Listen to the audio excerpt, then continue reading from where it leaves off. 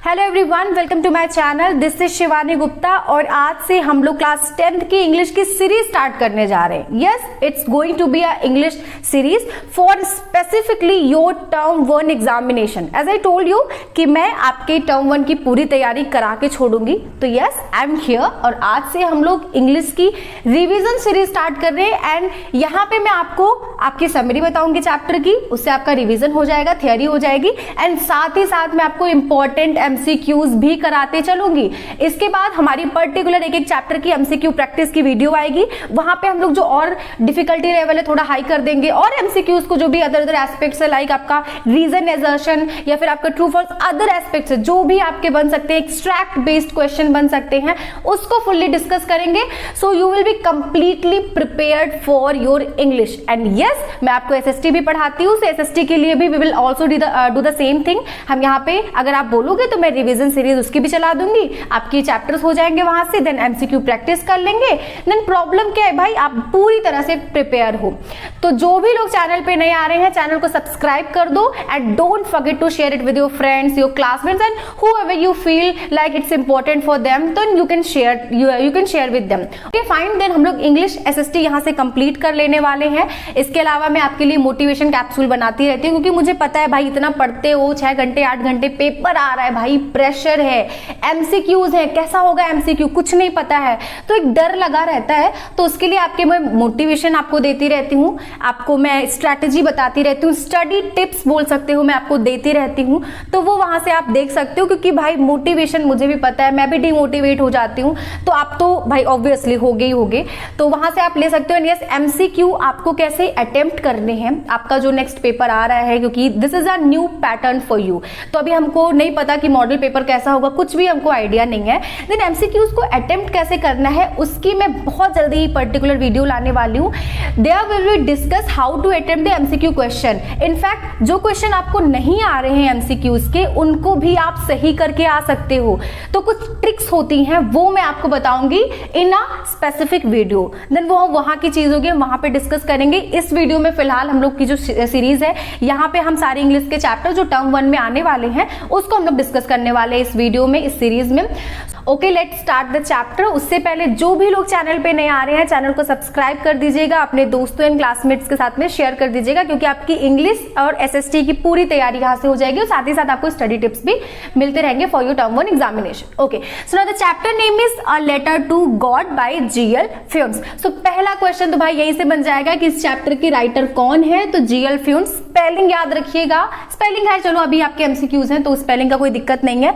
सो GL फ्यून्स इसके writer है, ये एक फेमस नॉवेलिस्ट है, स्टोरी राइटर है जीएल फ्यून्स जो है, और इनकी ये राइटिंग है a letter to God. Now ये जो चैप्टर है this is completely based on faith. आप लोगों ने सुना ही होगा दैट एक faith can move a mountain. एक फेथ जो होता है वो माउंटेन को भी हिला सकता है। तो सेम ऐसा ही कुछ किसी का फेथ है जो आप बोल सकते हो कि अनएक्सपेक्टेड चीजें जो होती हैं उससे रिलेटेड किसी का फेथ है, हमारा जो मेन कैरेक्टर है उसका। आगे समझेंगे ना। जो आपकी पिक्चर है, आप बोल सकते हो स्टोरी स्टार्ट होती है एक सीन से।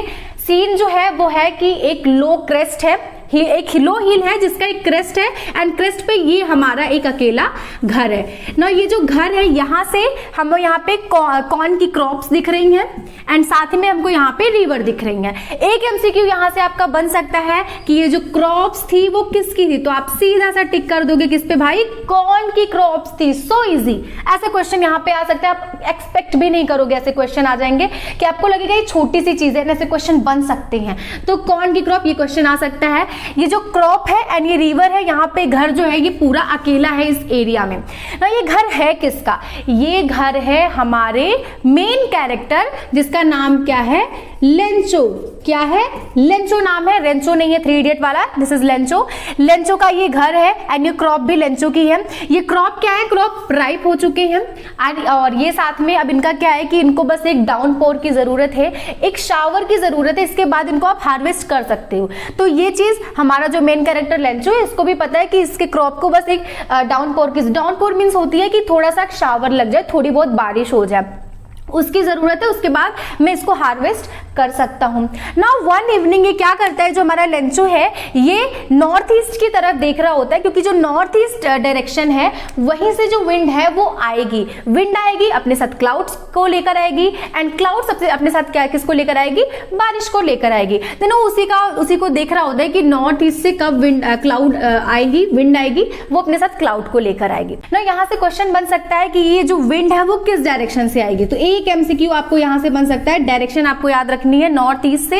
एंड ये भी बन सकता है कि लेंचो किसका वेट कर रहा था, लेंचो क्या बारिश का वेट कर रहा था, या फिर यहाँ से वो हिल स्टॉर्म का वेट कर रहा था, वो लोकेस्ट का वेट कर रहा था, तो कुछ भी क्वेश्चन आ सकता है। तो लेंचो यहाँ पे बेसिकली एक डाउनपोर का वेट कर रहा है, या फिर आप बोल सकते हो क्लाउड जो है वो बारिश शावर आएंगी उसका वेट कर रहा होता है। नाउ लेंचो क्या बोलता है, लेंचो को ऐसा फील होता है, लेंचो कहता है now we are really going to get some water, कि अब बहुत जल्दी ही बारिश होने वाली है, हमको यहाँ पे रेनफॉल मिलने वाला है। तो ये वो बोलता है एक लेडी से। नाउ वो जो लेडी है वो मोस्ट प्रोबेबली लेंचो की वाइफ है, जो कि सपर रेडी कर रही है। Now that lady is preparing supper. तो यहां से आपका क्वेश्चन बन सकता है कि एमसीक्यू कि सपर का मीनिंग क्या होता है, तो supper basically means dinner. So that lady is preparing dinner, and वो लेंचो को रिप्लाई करती है दैट गॉड विलिंग, कि भगवान की मर्जी होगी तो जरूर ही यहाँ पे हमको शावर होगा, यहाँ पे बारिश होगी और हमारी जो क्रॉप है वो हार्वेस्ट हो जाएंगे अच्छे से। उसके बाद नेक्स्ट बोला जाता है कि जो लेंचो के बच्चे हैं old children they are working in the field, and जो उसके यंग चिल्ड्रन हैं दे आर प्लेइंग आउटसाइड, वो बाहर की तरफ खेल रहे हैं। ये लेडी जो है जो सपर रेडी कर रही है वो उन बच्चों को बुलाती है कि चलो खाने का टाइम हो गया है। सारे लोग आके they are having their dinner, वो लोग खाना खा रहे होते। उसी में लेंचो प्रेडिक्ट करता है that the wind from north east are approaching, कि नॉर्थ ईस्ट से विंड्स आ रही हैं एंड वो अपने साथ में बारिश लेकर आ रही हैं। वो ऐसा प्रेडिक्ट करता है, वो बाहर जाता है निकल के to feel that fresh air and sweet air, and वो उस बारिश का प्लेजर उठाना चाहता है। एंड उसी में बारिश होती है उसको, क्योंकि लगा रहता है कि अंदर से भाई फील हो जाएगा कि बाहर बारिश हो रही है। तो वो जब बाहर जाता है देन उसको वो रेन ड्रॉप जब उसकी बॉडी पे गिरती हैं देन वो कहता है कि ये जो रेन ड्रॉप है ये रेन ड्रॉप नहीं है, दीज आर सिल्वर कॉइन्स, क्योंकि भाई उसके लिए तो पैसे ही हैं, उसी का वो बाद में खाना खाएगा। वो उसके जो उसी के जो रेन ड्रॉप्स होंगी उससे उसकी क्रॉप ग्रो होगी, एंड वो क्रॉप से वो अपने पैसे अर्निंग करेगा। तो इसलिए वो बोलता है कि दीज आर सिल्वर कॉइन्स। तो ये क्वेश्चन यहां से बन सकता है कि वो उसने किससे कंपेयर किया उन रेन ड्रॉप्स को, तो आप बोलोगे सिल्वर कॉइन्स पे आप टिक करके आओगे। ओके, देन उसके बाद नेक्स्ट मोमेंट में क्या होता है, suddenly the strong wind started blowing, बहुत ही तेजी से हवा आने लगती है। वो अपने साथ में किसको लेकर आती है, वो स्ट्रॉन्ग विंड जो है अपने साथ में हेल स्टॉर्म को लेके आती है। हेल स्टॉर्म का मतलब होता है बर्फ, ओले आप जिसको बोल सकते हो, वो लेकर आती है ना। हेल स्टॉर्म जो है वो गिरने लगती है ना। यहाँ पे जो राइटर है उन्होंने थोड़ा सा सार्केस्टिक वे में थोड़ा सा यहाँ पे राइट किया है। उन्होंने बोला है कि अब जो ये हिल स्टॉर्म गिर रहे हैं, क्योंकि हिल स्टॉर्म व्हाइट कलर के होते हैं, तो उन्होंने बोला कि अब एक्चुअली में लग रहा है कि सिल्वर कॉइन्स की बारिश हो रही है, क्योंकि हिल स्टॉर्म व्हाइट कलर के होते हैं। अब उसके जो बच्चे हैं लेंचो के बच्चे हिल स्टॉर्म को इकट्ठा करने के लिए, कलेक्ट करने के लिए उसको चले जाते हैं, और उन्होंने यहाँ पे हिल स्टॉर्म को एक डिफरेंट वर्ड से डिस्क्राइब किया है, दैट इज फ्रोजन पर्ल्स, कि ये जो है ये फ्रोजन पर्ल्स मींस मोती, क्योंकि ये चमक रहे हैं तो मोती की तरह ये दिख रहे हैं। तो ये याद रखिएगा कि इन्होंने जो हेल स्टॉर्म है उसको क्या, उसके लिए वर्डिंग क्या की है या फिर दूसरा क्या वर्ड दिया, तो फ्रोजन पर्ल्स। एक एमसीक्यू आपका यहाँ से बन सकता है। नाउ लेंचो ये सब देखकर बहुत ही परेशान हो जाता है। वो बोलता है कि काश ये जल्दी से जल्दी खत्म हो जाए, नहीं तो कुछ नहीं बचेगा। देन फिर भी वो जो हेल स्टॉर्म है ये कंटिन्यूअसली लगभग 1 घंटे तक हेल स्टॉर्म गिरते हैं, ओले जो है वो गिरते हैं, एंड उसका फील्ड जो है वो कंप्लीटली क्या हो जाता है, डिस्ट्रॉय हो जाती है। उसकी जो यहाँ पे आपने क्रॉप्स देखी थी दे वर कंप्लीटली डिस्ट्रॉयड, ना तो उस पे कोई फ्लावर बचता है, और जो ट्रीज होती हैं, ट्रीज की जो सारी लीफ होती हैं वो पूरी तरह से नीचे आ जाती हैं। उसका पूरा फील्ड जो है वो व्हाइट कलर की जो हेल स्टॉर्म है उनसे कवर हो जाता है। ऐसा लगता है कि किसी ने आके साल्ट की चद्दर बिछा दी हो। नाउ एक क्वेश्चन बन जाता है कि यहाँ पे आफ्टर दी हेल स्टॉर्म उसका जो फील्ड है वो किस तरह से रिजेंबल हो रहा था, तो आप बोल सकते हो कि ऐसा लग रहा था कि साल्ट की शीट यहाँ पे बिछ चुकी है। ना आप लोग ध्यान से देखिएगा, यहाँ पे एमसीक्यूज जो मैं आपको इंपॉर्टेंट बता रही हूँ, आप चाहो तो you can tick out in your book, आप पर्टिकुलर लाइन को वो टिक कर सकते हो। एक एक वर्ड, एक एक लाइन में आपका जो भी इंपॉर्टेंट है सब कुछ यहाँ पे डिस्क्राइब कर रही हूँ। जो भी लोग चैनल पे नहीं आ रहे चैनल को सब्सक्राइब जरूर करिएगा, क्योंकि यहाँ से मैं आपको आज ये फर्स्ट चैप्टर है, इसके बाद हम लोग बाकी सारे चैप्टर को पढ़ेंगे, एसएसटी भी करेंगे, एमसीक्यू प्रैक्टिस भी करेंगे। सो स्टे कनेक्टेड विद मी, और साथ में आप लोग इसको अच्छे से नोट करते चलिएगा और ध्यान से पढ़िएगा। यहाँ से आपको चीजें पता चलेंगे, मैं एक एक पॉइंट आपको यहाँ पे एक्सप्लेन कर रही हूँ। ओके नाउ अब ये पूरा फील्ड है, ये साल्ट की शीट, कैसा लग रहा है कि साल्ट की शीट पूरी बिछ गई है, ये ऐसी रिजेंबल हो रही। Now as soon as the storm passed, Lencho जो है वो फील्ड के बीचों बीच जाके खड़ा हो जाता है। वो बहुत ही सैड होता है, वो अपने बच्चों से बोलता है कि अब हमारे पास कुछ नहीं बचा है, हमारे पास अब हम साल भर भूखे रह जाएंगे, हमारे पास खाने को कुछ नहीं रहेगा। तो ये बोलकर बहुत ही सैड हो जाता है। वो बोलता है कि इतना नुकसान, हमारे जो लोकस्ट क्या होते हैं, लोकस्ट आप लोगों ने देखा होगा, टिड्डी जो होती है वो ग्रुप में आती है, झुंड में आती है, सीधा अटैक करती है क्रॉप्स को, एंड क्रॉप्स को क्या कर देती है, खराब कर देती है, डिस्ट्रॉय कर देती है।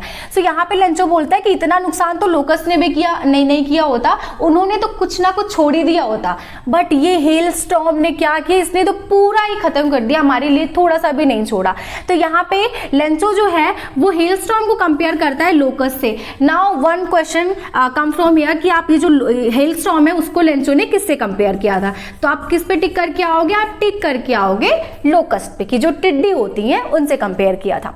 नाउ अब जो उनका वो रात होती है वो उनके लिए बहुत लंबी लगती है वो रात, क्योंकि उनकी जो होप थी, बची थी होप कि हमारा जो नेक्स्ट ईयर जाने वाला है वो बहुत अच्छा जाने वाला है, हमारी क्रॉप इतनी अच्छी है, वो होप खत्म हो चुकी थी। पूरे घर में वो जो सॉलिटरी होम है, सॉलिटरी हाउस था वहां पे, उसमें सन्नाटा होता है, शांति होती है, सब लोग बहुत ही सैड होते हैं, but still there was one hope in that solitary house. उस घर में अभी भी एक होप जिंदा होती है ना। वो होप होती किसकी है, किसके अंदर वो होप होती है, तो भाई ये हमारे मेन कैरेक्टर के अंदर ही होप होती है, लेंचो के अंदर होप होती है, होप टू व्हाट, गॉड। तो उसको अभी भी विश्वास होता है कि भगवान जो करते हैं वो अच्छा करते हैं, अभी भी भगवान ने मेरे लिए कुछ अच्छा सोचा होगा, अभी भी कुछ अच्छा ही होगा। भगवान किसी को भी भूखा नहीं सोने देते, क्योंकि बचपन से हम लोग ये सुनते आते हैं भगवान अच्छा ही करते हैं, भगवान किसी को भी भूखा नहीं सोने देते। तो ऐसा ही उसने भी सोचा, उसका ये फेथ था ना। एक क्वेश्चन यहां से आ सकता है कि किसका फेथ अभी भी गॉड के लिए बचा था आफ्टर दी हेल स्टॉर्म। तो आप यहाँ पे टिक करके आओगे कि लेंचो जो हमारा मेन कैरेक्टर है, हमारा हीरो है भाई, इसके अंदर अभी भी वो बचा था फेथ कि हमारा गॉड जो है वो हमारी हेल्प करेगा। नाउ ये रात जो होती है वो उसी बारे में सोचता रहता है कि कैसे क्या करना है। नाउ नेक्स्ट मॉर्निंग वो डे ब्रेक में क्या करता है, नेक्स्ट मॉर्निंग डे ब्रेक में वो लिखता है भाई एक चिट्ठी। क्या लिखता है, चिट्ठी। क्वेश्चन आ सकता है किस टाइम पे लिखता है, नाइट में नहीं लिखता है वो, नाइट में वो सोचता है, डे ब्रेक में, नेक्स्ट डे जो उसका संडे होता है नेक्स्ट, उस दिन वो डे ब्रेक में यहाँ पे लेटर लिखता है ना। लेटर वो लिखता है एंड लेटर को जाके वो टाउन में क्या करता है, उसको लेटर को पोस्ट कर देता है, टाउन में जो पोस्ट ऑफिस है ना। ये जो पोस्ट ऑफिस में जाके वो लेटर पोस्ट करता है, ये लेटर था किसके लिए, किसको भाई वो लेटर लिख रहा है, तो वो लेटर लिखता है गॉड को। और गॉड को लेटर में ये लिखता है कि गॉड आप मेरी हेल्प करो, मैं बहुत परेशानी में हूँ, मेरी सारी क्रॉप खत्म हो चुकी है, अगर आप मेरी हेल्प नहीं करोगे तो मेरी फैमिली भूखी रह जाएगी नहीं पूरे आने वाले पूरे साल तक, तो आप प्लीज मेरी हेल्प करो। एंड हेल्प वो कैसे मांगता है, वो बोलता है God please send me 100 pesos. तो यहां से क्वेश्चन बनेगा कि उसने गॉड से कितने पैसे मांगे, तो आप टिक करके आओगे 100 पीसोस पे। पीसोस करेंसी है जैसे हमारे यहाँ की रुपीज है, तो यहाँ पे वो 100 पीसोस की डिमांड करता है गॉड से। एंड ये बोलता है क्यों मांगता है 100 पीसोस, वो किस लिए मांगता है, वो दो रीजन से मांगता है। एक तो वो बोलता है कि मुझे अपनी नई क्रॉप को सोन करने के लिए, एंड दूसरा अपनी लाइफ क्योंकि अब भाई खर्चा पानी तो चलाना है घर का, तो उसके लिए मांगता है। तो दो रीजन है यहाँ पे। तो अगर आपसे यहाँ पे क्वेश्चन पूछेगा कि किस लिए उसकी डिमांड जो 100 पीसोस की थी वो किस लिए भगवान से पैसे मांगता है, तो वो दो चीजों के लिए, एक तो अपनी क्रॉप को सोन करने के लिए नेक्स्ट नई क्रॉप को, एंड दूसरा वो मांगता है ताकि वो अपनी रोजी रोटी तब तक चला सके। तो यहाँ पे आप सही आंसर पे टिक करके आइएगा। नाउ वो जो लेटर है वो उसको एनवेलप में डालते हैं, एनवेलप के ऊपर लिखता है टू गॉड। ये क्वेश्चन ही बन सकता है वो एनवेलप में क्या लिखता है। सो टू गॉड, यहाँ पे आप देख रहे हो कि लेंचो को लिखना आता है। ये देखो एक क्वेश्चन यहाँ से आ सकता है कि यहाँ पे जो ऑथर है, राइटर है, उन्होंने एक वर्ड डिस्क्राइब किया है लेंचो के लिए, ऑक्स ऑफ अ मैन, कि जो लेंचो है वो ऑक्स ऑफ अ मैन का मतलब है कि वो इतना काम करता है। ऑक्स मीन्स क्या होता है? बैल। तो मतलब इतना ज्यादा उसका वर्क है, वो फील्ड पे दिन भर काम करता रहता है, उसको कोई परवाह नहीं होती है। तो ऑक्स ऑफ अ मैन है, but still he knows how to write, तभी तो उसने लेटर लिखा भाई। तो ऑक्स ऑफ अ मैन का मतलब यहाँ पे ऐसा आ सकता है कि ऑक्स ऑफ अ मैन का मतलब क्या है। तो आप लिखिएगा सीधा कि वो पूरा दिन भर काम करता है, उसके ऊपर इतना बर्डन है। वो जो है यहाँ पे आप बोल सकते हो कि उसके पास उतना दिमाग नहीं है, क्योंकि वो देख रहे हो आप कैसे भगवान को लेटर लिख रहा है, तो उसके पास उतना दिमाग भी नहीं है। ऑक्स ऑफ अ मैन का मतलब यहाँ पे यही है। So ox of a man है, but still he knows how to write, तभी वो यहाँ पे लेटर लिखता है। लेटर को वो एनवेलप में डालता है, एनवेलप के ऊपर लिखता है टू गॉड, एंड उसको जाके पोस्ट ऑफिस में स्टैंप लगाता है, देन उसको मेल कर देता है। नाउ जो पोस्ट ऑफिस में जो वहां पे पोस्टमैन होता है ना, जैसे वो लेटर को देखता है, लेटर के ऊपर एड्रेस को देखता है, नाउ ही स्टार्टेड लाफिंग कि भाई ये एड्रेस तो मैंने आज तक नहीं देखा अपनी जिंदगी में कि ये गॉड का एड्रेस कौन सा है ना। वो हंसते हंसते अपने जो उसके बॉस होते हैं पोस्ट मास्टर, उसके पास जाता है ना। पोस्ट मास्टर को यहाँ पे डिस्क्राइब किया गया है कि जो पोस्ट मास्टर है, he is a fat and amiable person ना। यहाँ से क्वेश्चन बन सकता है कि जो पोस्ट मास्टर है वो कैसा इंसान है, तो आप यहाँ पे बोलोगे फैट एंड एमिएबल। एमिएबल का मतलब ऐसा इंसान जो अपने कलीग्स के साथ बहुत ही फ्रैंक नेचर से रहता हो, सबके साथ बहुत अच्छे से रहता हो, तो उसको बोलते हैं एमिएबल इंसान। सो यहाँ पे हमारा बॉस जो है भाई फैट है, एमिएबल है। वो जैसे ही इस लेटर को देखता है, he also broke out to laugh, वो भी हंसने लगता है, उसको भी हंसी आ जाती है कि भाई ये गॉड का एड्रेस पे किसने क्या लेटर लिखा है। बट द नेक्स्ट मोमेंट वो क्या हो जाता है, सीरियस हो जाता है, एंड वो बोलता है व्हाट फेथ, कि क्या विश्वास है। I wish I also had the same faith like him, काश मेरे अंदर भी ऐसा फेथ होता, मैं भी भगवान पे इतना विश्वास करता। वो बोलता है कि मैं इसकी हेल्प करूंगा। सो जैसे ही वो लोग लेटर को खोलते हैं तो उनको क्या दिखता है वहां पे कि this is not about ink and paper. उनको लेटर में ऐसा आंसर नहीं करके भेजना था, दिस इज अबाउट मनी, क्योंकि लेंचो ने तो हमारे 100 पीसोस की डिमांड रखी थी। देन क्योंकि ये हमारे जो बॉस हैं, इन्होंने यहाँ पे रेजोल्यूशन ले रखा था कि मैं इस इंसान की हेल्प करूंगा, तो इसीलिए वो बोलते हैं कि ठीक है आई विल हेल्प हिम, मैं इसको हेल्प करूंगा ना। यहाँ से क्वेश्चन आ सकता है कि पोस्ट मास्टर ने क्या किया आफ्टर सीइंग द लेटर, उसने क्या रिस्पॉन्स किया, कैसे उसका रिएक्शन था। तो आपको यहाँ पे जो सही आंसर उस पर टिक करना होगा कि वो उस इंसान का फेथ देखकर उसने उसकी हेल्प करने की ठानी, उसने सोचा कि मैं इसकी हेल्प करूंगा। Okay fine. नाउ अब जो ये पोस्ट मास्टर है, इसने अपने सारे वहां पे जो भी एम्प्लॉयज थे, कलीग्स थे, उनके साथ मिलकर पैसे इकट्ठे करने शुरू कर दिए for an act of charity, कि हम यहाँ पे चैरिटी कर रहे हैं, किसी की हेल्प कर रहे हैं। तो यहाँ पे उन्होंने पैसे इकट्ठे करने की कोशिश करी, but it was impossible to collect 100 pesos, क्योंकि 100 पीसोस की बहुत ही ज्यादा ये एक तरह से अमाउंट होता है, तो 100 पीसोस इनके लिए बहुत इम्पॉसिबल हो रहा था। फिर भी उन्होंने any how more than half 70 pesos collect कर लिए। 70 पीसोस, यहाँ पे आपका ये क्वेश्चन बन सकता है कितनी पीसोस उन्होंने कलेक्ट किए। So they collected 70 pesos anyhow, और यहाँ पे उस पीसोस को, वो जो पैसे होते हैं उसको वो एनवेलप में डालते हैं विथ अ लेटर, और उस लेटर में लिखते हैं ओनली सिंगल वर्ड, क्या, गॉड। गॉड लिखते हैं और उसको एनवेलप में डाल देते हैं एंड एनवेलप को रख देते हैं। नेक्स्ट डे, नेक्स्ट सैटरडे जैसे आता है, लेंचो जो है वो थोड़ा जल्दी आ जाता है कि भाई गॉड से यहाँ पे उसका रिप्लाई आया होगा। नाउ सी हिज फेथ, कि उसने ना केवल वो जो लेटर था वो गॉड को लिखा, but he was waiting for the reply, उसको भी ये भी लग रहा था कि गॉड से उसका रिप्लाई आएगा। तो यहाँ पे ये फेथ जो है कितना ज्यादा है आप देख सकते हो, नेक्स्ट लेवल का फेथ है। सो लेंचो आता है, लेंचो आके जैसे ही उस एनवेलप का जो यहाँ पे एनवेलप उसको मिलता है, एनवेलप को वो खोलता है, और जैसे ही वो खोलता है तो पोस्टमैन और पोस्ट मास्टर दोनों ही उसका रिएक्शन देखना चाहते हैं। वो जैसे ही वो लेटर को खोलता है एनवेलप को, तो उसमें वो पैसेस को वहां पे काउंट करता है कि कितने हैं, तो वहां पे 70 पीसोस क्योंकि रहते हैं, तो यहाँ पे लेंचो जो है वो गुस्सा हो जाता है, see he was not even slightly surprise, उसको सरप्राइज भी नहीं होता कि सच में पैसे आ गए। In fact he is being angry कि भाई गॉड ने मुझे 70 पीसोज ही भेजे, मैंने तो 100 की मांग की थी।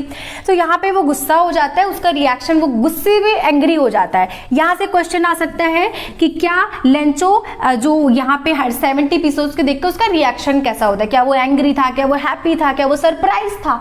तो यहाँ पे आप टिक करोगे लेंचो वॉज एंग्री, क्योंकि उसने ज्यादा पीसोज की डिमांड की थी। नो वो जाता है फिर से काउंटर पे जाके पेन लेता है, पेपर लेता है, फिर से एक लेटर लिखता है एंड लेटर को वापस से वो स्टैंप लगाता है, मेल बॉक्स में जाके डाल देता है ना। जैसे ही वो जाता है तुरंत जो पोस्टमैन होता है, वो पोस्ट मास्टर होता है, वो वापस से उस लेटर को उठाता है एंड लेटर को पढ़ता है। नो लेटर में क्या लिखा होता है कि गॉड मैंने आपसे 100 पीसोज मांगे थे, you send me only 70 pesos, please मुझे बाकी के पैसे भी भेज दो क्योंकि मुझे उसकी बहुत ज्यादा जरूरत है। एंड यस इस बार आप मुझे किसी दूसरे मीडियम से भेजना है ये पैसे, क्योंकि यहाँ पे जो पोस्ट ऑफिस के एम्प्लॉयज हैं they are bunch of crooks, कि वो यहाँ पे क्या है, वो मेरे पैसे को उन्होंने वो चोरी कर लेते हैं, इसलिए आप मुझे किसी दूसरे तरीके से पैसे भेज देना, यहाँ पोस्ट ऑफिस के थ्रू, मेल के थ्रू मत भेजना। तो यहाँ पे आपका जो क्वेश्चन है बन सकता है कि सेकेंड लेटर में लेंचो ने क्या लिखा था। एंड द नेक्स्ट क्वेश्चन बन सकता है कि लेंचो ने वहां के जो एम्प्लॉयज थे, एम्प्लॉयज को कैसे, किससे कंपेयर किया।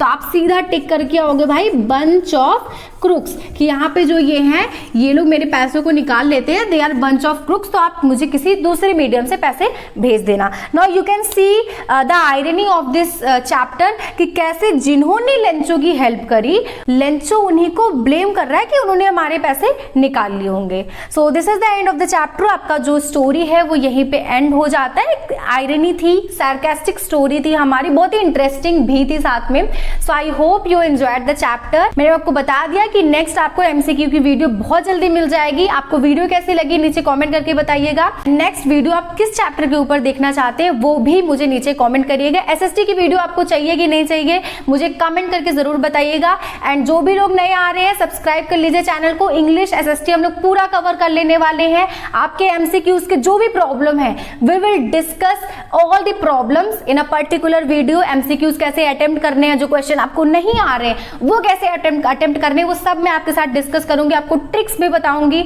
आपको जो भी स्ट्रैटेजी है वो सब हम लोग करेंगे। हमारा जो नेक्स्ट मंथ होने वाला है this is a very heavy month, हमको इसको अच्छे से पढ़ना है, अच्छे से इसको यूटिलाइज करना है।